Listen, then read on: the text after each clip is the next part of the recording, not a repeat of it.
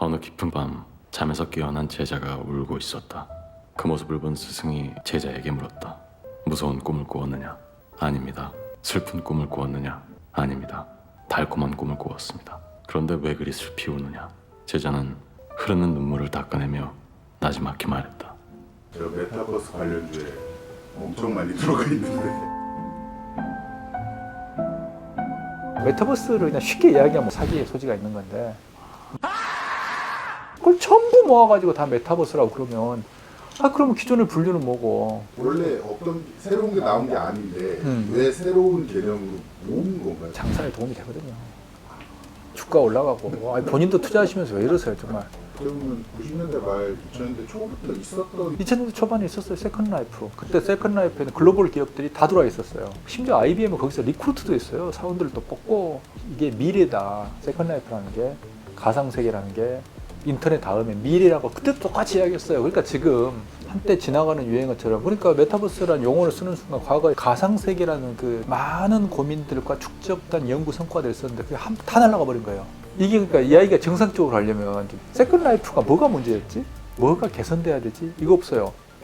똑같은 이야기가 다시 돌아가고 있는 거예요. 거기에 재밌었던 게 세컨라이프 내에서 어떤 게 있었냐면 총기 거래가 있어요. 총기. 그리고 심지어 세컨라이프에서 뭐 어떤 이슈가 논란이 있었냐면 19금 이슈가 있었어요. 캐릭터끼리 잠자리를 하는 거예요. 이게 청소년들에게 보여줘야 되는 건가? 심지어는 너무나 재밌었던 게 남녀 성기를 팔아요. 그걸 파는 개인 사업자들이 가게를 만들어 놓고 파는 거예요. 쫙 전시해 놓고. 그 마음에 드는 거 사서 바꿔요. 자기 거. 근데 이런 이야기가 나가도 될지 모르겠지만 그 세컨라이프 운영회사에 물어봤거든요. 어떤 게 많이 팔려요?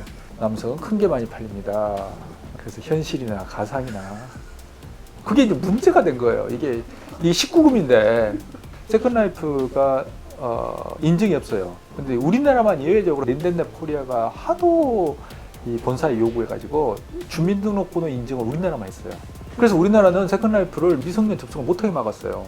처음에는 닌텐도 본사에서 제 본사 대표를 그때 미국에서 만났는데 황당해 하더라고요. 처음에는 이게 뭐 그런 게 있어요. 뭐 이거 단칼에 쳐버렸어요. 처음에는. 그게 세컨라이프의 기본적으로 개방과 자유 등등의 철학, 공유, 이 철학이 어긋나는 거예요. 누구나 자유롭게 들어올 수 있고 누구도 차별하지 않는. 근데 닌텐도 코리아에서 대표가 계속 요청한 거예요. 한국은 성인 인증을 해야 된다. 그러니까 가상의 세계라는 메타버스라는 세계도 현실의 제약을 받는 거예요. 그래서 세컨라이프에서 사실은 어떤 이슈까지 있었냐면 법이라는 이슈가 있었어요. 법을 도입해야 되는가. 왜 망했어요? 그렇게는 이게 가상세계, 그러니까 메타버스 가장 큰 특징이 뭐냐, 유저가 빠져버리면 그거 죽어버려요. 어떤 수단과 방법을 가지 않고서라도 유저들을 일단 모아야 돼요. 그래서 메타버스는 중요한 게 뭐냐면 어떠한 가치를, 어떠한 이 재미를 주지라는 게 대단히 중요한 요소예요. 메타버스라는 게. 어떻게 유저들에게 매력 있는 존재로 만들지? 라는. 세컨라이프가 결국에는 문을 닫았던 이유 중에 하나가 초기에는 사람들의 호기심과 재미, 여러 가지 재미가 있었어요. 근데 어느 순간 사람들이 뭐냐면 뭘 해야 되지? 이게 첫 번째 이슈예요. 뭘 해야 되지? 무슨 즐거움을 우리가 찾을 수 있지? 라고 했을 때 닌텐도의 대답은 뭐냐면 여러분 알아서 하세요. 알아서 찾고 알아서 만드세요. 로블록스가 그걸 아주 잘 알았어요. 결국은 게임으로 그걸 문제를 풀어낸 거예요. 끊임없이 자기가 그렇게 장난감처럼 한번 가지고 놀고 버리고 또 하고 이런 건들이 많은 거예요. 그러니까 게임적으로 뭔가 이게 유저가 들어갔을 때 친구들하고 집단적으로 들어가서 놀 수 있는 소재거리가 많이 만들어졌다. 그것도 유저에 의해서. 그래서 로블록스 모델은 보면 지식인 모델하고 똑같아요. 지식인 모델. 우리나라 네이버. 네이버도 뭐냐면 결국에는 좌판 깔아놓고 유저들이 만든 것 갖고 장사하는 거잖아요. 근데 지식인의 답변자한테는 돈 한 푼도 안 주잖아요. 페이스북은 안 그래요. 페이스북은 저도 페이스북을 열심히 이제 사람들에게 공개하고 하지만 그 컨텐츠를 페이스북이 만든 거 아니잖아요. 근데 사람들이 미친 듯이 써요. 페이스북 저한테 돈을 안 줘요. 이런 게 어디 있습니까? 이런 비즈니스 모델이 어디 있어요? 이거 거의 뭐 봉이 김선달. 근데 그렇게 생각한다면 로블록스도 똑같아요. 유저들이 게임을 만들게 하고 장사를 하는.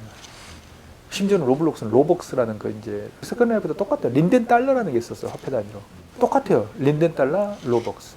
비즈니스 모델도 아주 유사해요. 로벅스하고 달러하고 연동되니까 서로 바꿀 수 있잖아요. 그럴 때 수수료 받잖아요.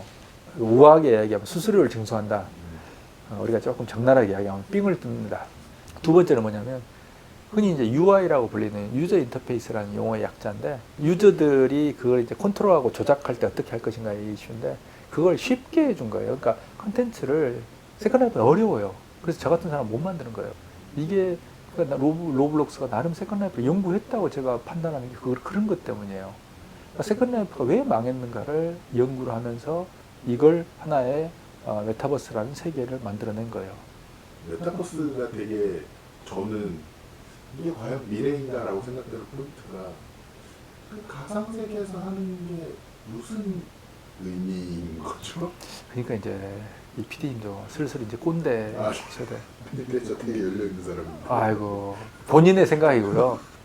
가상이라는 것들 또는 디지털의 세계를 대하는 방식이 달라요.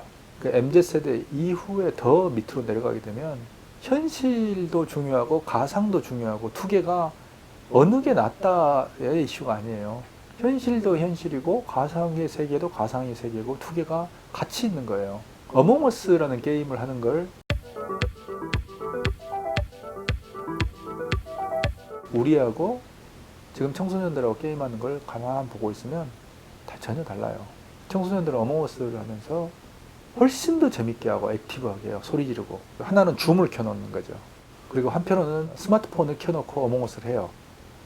그리고 토론을 줌으로 해요. 이게 다른 거죠. 두 개의 툴을 가지고 현실처럼 리얼하게 하는 거예요. 마피아 게임 네, 마피아 게임인데 술자리에서 하면 되는 거 아닐까요? 네, 그게 다른 거예요. 어몽어스를 할 때는 줌하고 같이 하라고 그런 거 없어요. 얘들이 찾아내는 거예요. 이렇게. 이게 다른 거예요.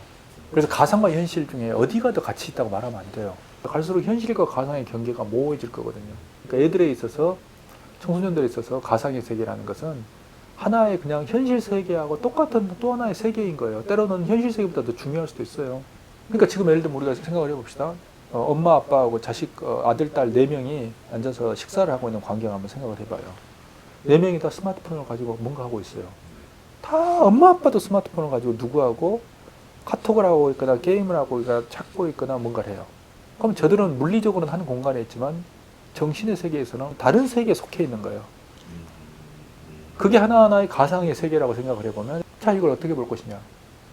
그럼 자 이게 문제라고 볼 것이냐. 저는 근데 이게 미래에 계속 하나의 흐름으로 가고 있다고 느끼는 거예요. 그러니까 우리가 좋다 나쁘다라고 판단하기 이전에 이미 하나의 거대한 흐름으로 저는 이걸 이제 때로는 개인의 독립이라고 개인의 자립이라고 표현하기도 하고 또는 가족의 해체라고 표현하기도 하고 하는데 지금 그러니까 개인이라는 것은 어떤 집단에 들어가서 강제로 소속이 될 수밖에 없는 상황이 있는데 그 소속이 되는 그 형태가 점점 약화될 거라는 거예요. 미래가 가면 갈수록. 특히 지금 젊은 세대들은 어떻게 익숙하냐면 자기의 본래의 아이덴티티를 감추고 새로운 아이덴티티로 사는데 익숙해 있어요. 익명의 세계. 그게 좋다 나쁘다를 떠나서. 코로나 이후에는 다시 현실로 나오게 되지는 않을까요? 예를 들면 이런 거죠. 코로나 이전에는 가상과 현실이 8대2였다면 코로나가 오면서 2대8로 바뀌었다고 볼 수 있잖아요. 네. 코로나가 물러가면 5대5가 될 수 있는 거예요. 다시 예전에 8대2로는, 그러니까 2대8로는 안 가는 거예요. 이 가상의 또는 메타버스적인 성격의 많은 콘텐츠들에 2년 동안 집중적으로 훈련을 받아왔다.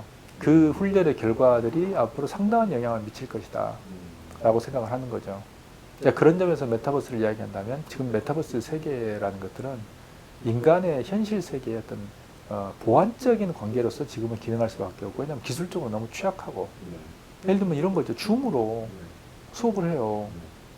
학생들하고 뭔가의 연결이 형성이 안 돼요. 한 학기 줌 수업하고 서로 이제 끝나잖아요.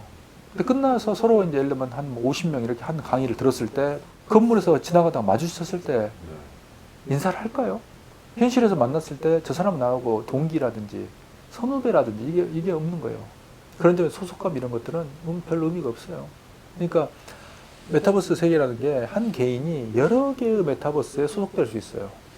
예를 들면 제페토의 아이덴티티, 인격, 로블록스의 인격, 포트나이트에서 자기의 캐릭터, 배틀그라운드의 캐릭터가 다 다를 수 있어요. 그리고 실제로 달라요.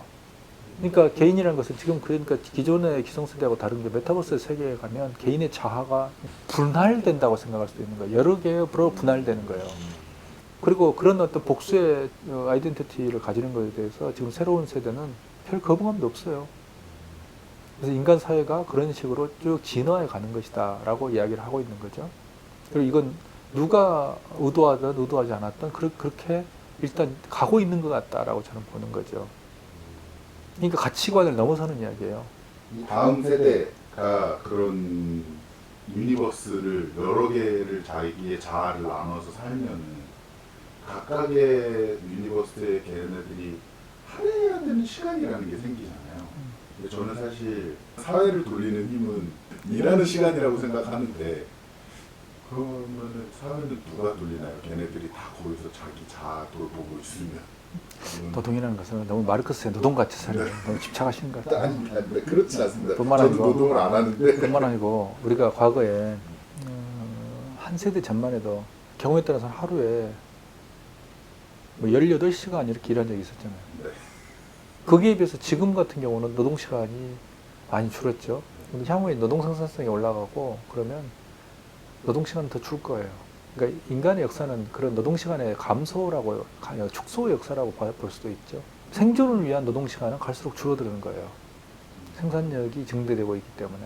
근데 노동이라는 것 자체를 좀 삽질하는 걸로 노동이라고 생각하시면 안 되고요. 저는 인간의 노동 생산성이 정말 극적으로, 비약적으로 올라갈 거라고 보고 있는 게 AI의 이슈예요. AI를 활용할 수 없는 인간은 정말 그야말로 삽질하는 인간이 돼버릴 거예요. 이번에 또 정부가 강제로 목을 비틀어서 끌고 가서 통신 3사가 VR하고 막 이런 거 한다고 난리였거든요. 왜냐하면 정부는 이 사업을 만들어서 예산을 만들어내야 되기 때문에 그런 일 해가지고. 네. 방향? 한국이 글로벌